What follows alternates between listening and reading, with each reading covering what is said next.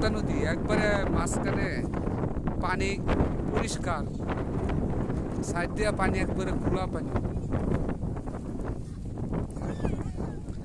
আমরা সবাই আসতেছি এখানে গোসল করার জন্য নদীর পাড়ে।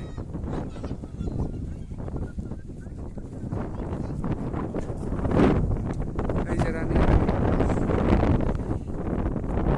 আমরা এই দিকটা নেমে যাবো। এই দিকটা একটু নেচা আছে। এ দেখছো টাঙ্কি ধরে ধরে মানুষ গোসল করে। হ্যাঁ,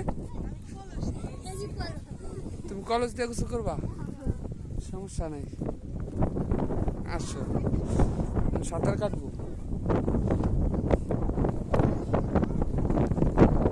এখন নামবো, যাও সাইডে নিয়ে রাখো। নাম্বার কেন পুরা